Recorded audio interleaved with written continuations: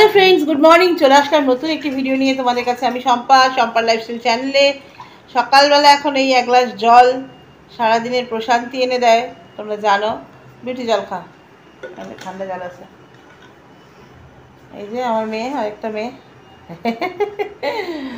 Beauty জল খা তো চলো জলটা খেয়ে নি পরে আবার ফিরে আসছি বন্ধুরা খুব খারাপ অবস্থা আমার চুলের দেখো চুল আঁচড়াই না পুরো একদম জটা টেলকমটা খুঁজে পাচ্ছি না মিমি মিমি এই যে পেয়েছি এটা দিয়ে ছাড়ালে তবু দেখো দেখেছো কি অবস্থা দেখো বেরোবো অরূপার আমি জায়গায় যাবো স্নান করলাম মা বাবা চুরুনি পড়ে গেল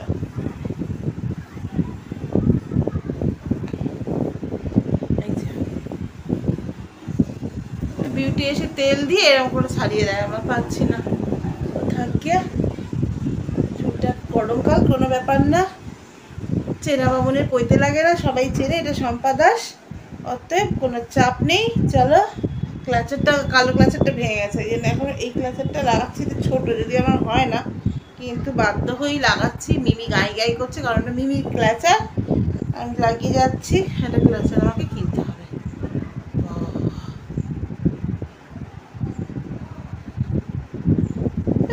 ফাইন চলো রেডি হয়ে নিয়ে আর বেরোনোর সময় আবার তোমাদের সাথে কথা বলবো ঠিক আছে তো ফ্রেন্ডস বেরোচ্ছি লোডশেডিং আর উপর আমি যাচ্ছি মিমি পড়াতে গেছে চলো আমাদের সাথে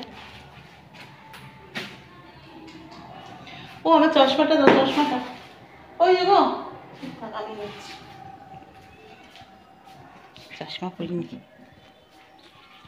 চশমা ছাড়া প্রবলেম হয় একটা রিলস বানালাম ইনস্টাগ্রামে পোস্ট করলাম এখনো পোস্ট হয়নি চলো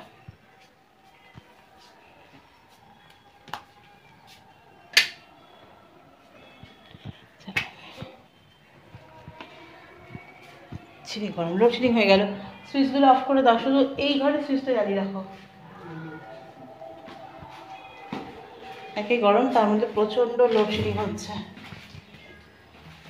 একে গরম তার মধ্যে প্রচণ্ড লোডশেডিং হচ্ছে তো অলরেডি বেরিয়ে পড়েছি অরূপার আমি যাচ্ছি হচ্ছে রাজপুরে দেবারতী দিদির বাড়ি দেবারতী দিদি হচ্ছেন আমার বুটিকের বিজনেস পার্টনার কিন্তু আমার নিজের দিদির মতন অসম্ভব আমাকে স্নেহ করেন ভালোবাসেন আজকে দিদির কাছে অনেকটা বকুনি খেয়েছি তার কারণ হচ্ছে দিদি তো আমাকে চেনেন আসলে আমি কীরকম তোমাদেরকে আমি এসব কথা বলিনি তাও কিছুটা বলছি কোনো একজন মানুষ আমার দীর্ঘ বছরের পুরনো এক মানুষ তাকে আমি একটা সাপোর্ট দিতে চেয়েছিলাম অনেকটা হেল্প করতে চেয়েছিলাম অনেক বিষয়ে তার পাশে দাঁড়িয়েছিলাম এবং তার ভালো করতে গিয়ে তার উপকার করতে গিয়ে আলটিমেটলি দেখলাম যে আমি ফাঁদে পড়ে গেলাম এবং আমাকে যে কীভাবে হেনস্থা করা হয়েছে সে একমাত্র আমি জানি আর ঈশ্বর জানে আমি কারো কোনো ক্ষতি চাই না খারাপ চাই না সবসময় আমি ওই রঞ্জনাদির কথা মাত্র বারবারই বলেছি ওর চৈতন্য হোক ও মানুষটা যে কত বড় ভুল করছে সেটাও বুঝুক ওর ক্ষতি আমি চাইনি কিন্তু সে তার কর্ম করেছে আর কিছু বলার নেই তো দেবারতী দিদির সাথে আমি সবটাই শেয়ার করি সবই বলি সব কিছুই দেবারতী দিদি আমার জীবনের জানেন তো আমার ওঠা পড়া আমার জীবনের যে সংগ্রাম ঘাত প্রতিঘাত ওঠা পড়া সবটাই দিদি জানেন যে আমি কী লেভেলে লড়াই করছি তো সেইখানে দাঁড়িয়ে এই মুহূর্তে আমার এত বড় ভুল যেটা আজকে আমাকেই বিপদে ফেলেছে তো সেই জন্য আমাকে বেশ বকুনি দিলেন বেশ বকুনি খেয়েছি দিদির কাছে আর সত্যি আমি যে ভুল করেছি এরকম ভুল আর জীবনে করবো না। আর কোনো দিন আমি এরকম ভুল করবো না আমি নিজে। কারণ আমি কাউকে বোঝাতে পারবো না যে আমি কত বড় ভুলের মধ্যে পা দিয়ে ফেলেছি এবং কত বড় ফাঁদে ফেঁসে গেছিলাম। কাউকে বলতেও পারবো না ডিটেলসে। জানি আমার ভীষণ ক্লোজ কিছু মানুষ জানেন, সকলের কাছে আমি এটা শেয়ার করিনি, করতেও চাই না। তো যাই হোক, দিদির বাড়িতে পৌঁছে গেছি। প্রায় সন্ধে হয়ে এসছে। আর এই দিদিদের বাড়িটা আমার বেশ ভালো লাগে। একটু সাবেকি আমলের বাড়ি, পুরোনো দিনের বাড়ি। বেশ একটা সাবেকি গন্ধ আছে বাড়িটাতে। তো আমার খুব ভালো লাগে দিদির বাড়িতে আসলে। তো দিদির বাড়িতে এসে অনেকক্ষণ গল্প করলাম, ভালো লাগলো। বাড়িতে এসেছিলাম, এই যে দেখা যাচ্ছে না তো অন্ধকারে, দেবারতিদি মানে আমার ভীষণ কাছের একজন মানুষ। দেবারতিদি গল্প অনেক সময় করেছি তোমাদেরকে। তো এতক্ষণ ধরে অনেক গল্প করলাম, বেরিয়ে যাচ্ছিল, বকুনিও খেয়েছি। বকুনি খেলে ভালোই হয়, তাতে অনেক উপকার হয়। তো বেরিয়ে যাচ্ছি, যাওয়ার সময় তোমাদের সাথে একটু কথা বলিয়ে নিলাম। বলবে কিছু? বকতে তো হয়, যখন দিদি বলে ডাকে তখন তো বকার দরকার মাঝে মাঝে হয়, কারণ শাসনটা করার অধিকার সে আমাকে দিয়েছে বলেই নিশ্চয়ই আমি করব। 100 বার করব, পরে প্রয়োজন হলে আবারও করব। হ্যাঁ, কারণ শাসন করা তারই সাজে সোহাগ করে যে, সেজন্য ওকে সঠিক পথে ফেরানোর দায়িত্ব তো কিছুটা বর্তায় বড় হিসেবে। তো সেই কারণেই বলা।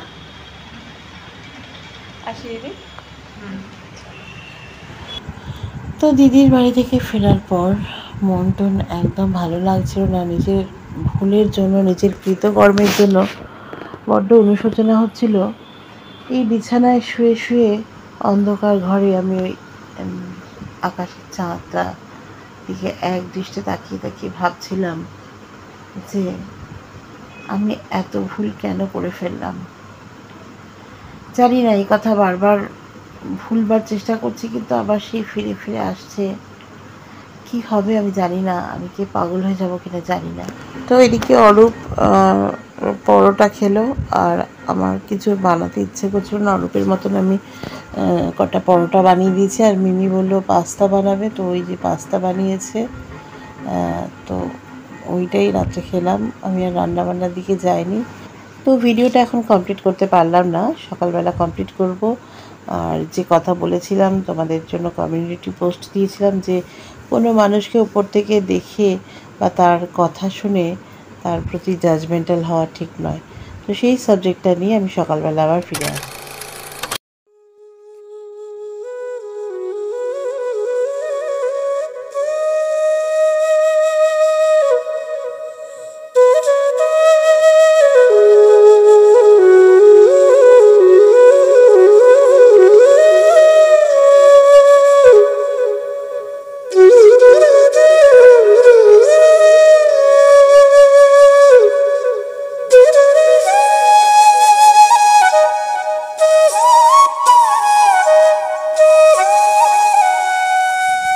হ্যালো ফ্রেন্ডস, চলে আসলাম তোমাদের কাছে কিছু কথা বলতে।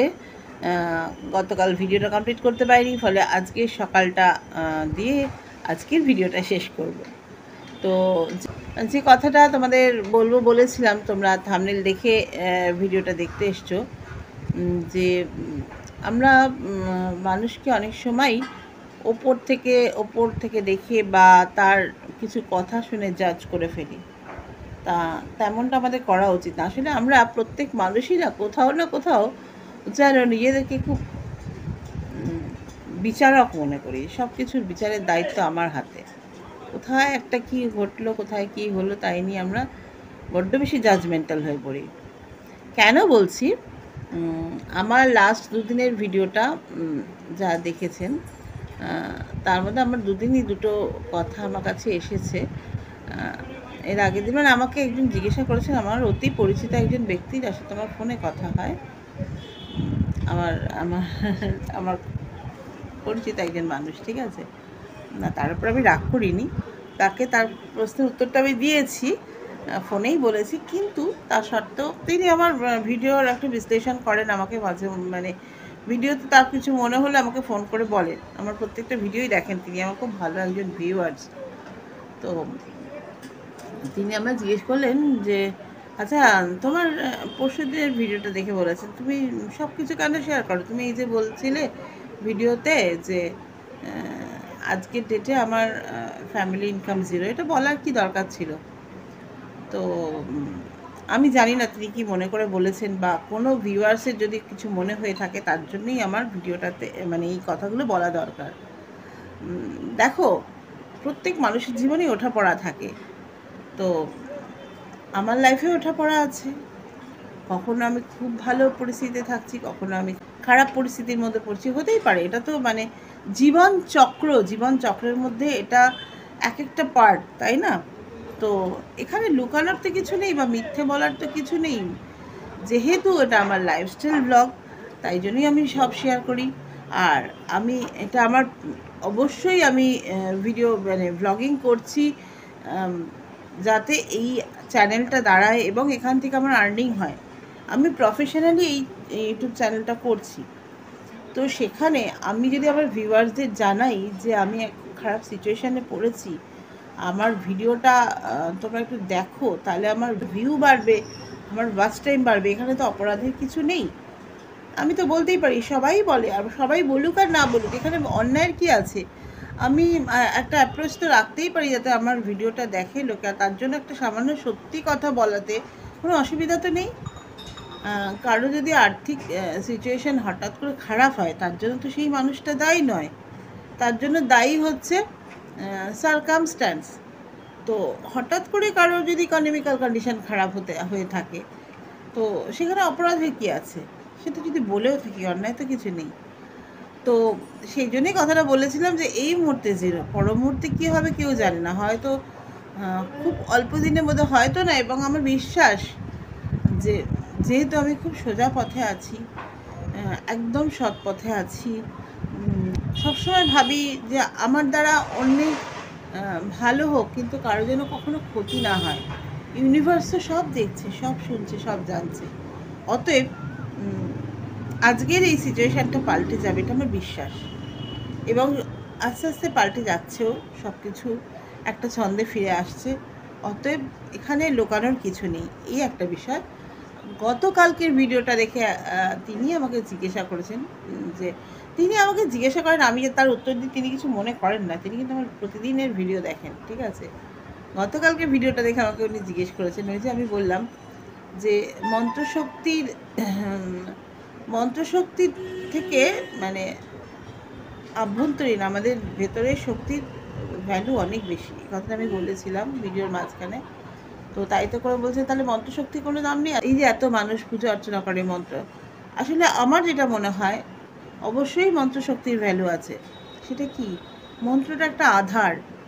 আমি যখন সেই মন্ত্রটা উচ্চারণ করছি সকালবেলা, ওং জবা কুসুম শঙ্কাশং কাশ্যপেয়ং মহাদ্যুতিম ধন্তারিং সর্ব পাপগ্ন প্রণতস্মি দিবাকরম, এই যে মন্ত্রটা আমি উচ্চারণ করছি, আমার মস্তিষ্ক, আমার ভাবনা, আমার চিন্তা সমস্তটা আমি ওই মন্ত্রটার মধ্যে নিক্ষেপ করছি। অর্থাৎ আমার কনসেন্ট্রেশন পাওয়ারটাকে আমি একটা পয়েন্টে নিয়ে আসছি। মন্ত্রটা হচ্ছে সেই আধার, যে আধার মানে আধার অর্থে অন্ধকার না, আমি বলতে চাইছি আধার অর্থে যে আধারের অর্থ তো ধারণ করা। তো মন্ত্রটা হচ্ছে সেই আধার, মন্ত্রটার মাধ্যমে আমরা আমাদের চিন্তা শক্তিকে ধারণ করছি, বা আমাদের কনসেন্ট্রেট পাওয়ারকে ধারণ করছি, এবং ওই মন্ত্রের মাধ্যমে আমি ইউনিভার্সের কাছে আমার ভাবনাকে পৌঁছে দিচ্ছি। অতএব মন্ত্রশক্তির ভ্যালু তো অবশ্যই আছে, ভীষণ গুরুত্বপূর্ণ একটি বিষয় হচ্ছে মন্ত্র, যে কারণে মন্ত্র সবসময় সঠিক উচ্চারণ করতে বলে। কারণ কি, আমি যখনই সেই মন্ত্রটা ভুল উচ্চারণ করব, আমার কনসেন্ট্রেশনটা ব্রেক করে যাবে, আমি সেখান থেকে সরে যাব, কারণ আমি জানি অথচ ভুল উচ্চারণ করলাম, তাতে সঙ্গে সঙ্গে আমার কনসেন্ট্রেট পাওয়ারটা সেখান থেকে সরে যাবে। তো সেই জন্য সঠিক মন্ত্র উচ্চারণ করতে বলা হয়। তো মন্ত্রশক্তির ভ্যালু নেই এই কথা আমি কখনো বলিনি। ভিডিওটা আরেকবার দেখবেন। যদি কারো মনে এই প্রশ্নটা এসে থাকে, ভিডিওটা প্লিজ আরেকবার দেখবেন। দেখলে আপনারা বুঝতে পারবেন আমি কি বলতে চেয়েছি। তো আজকের মতো ভিডিওটা এখানে শেষ করছি। আবার চলে আসবো আরেকটা নতুন ভিডিও নিয়ে আগামীকাল। ততক্ষণ সবাই খুব ভালো থাকবে। সকলকে অনেক ভালোবাসা। টাটা।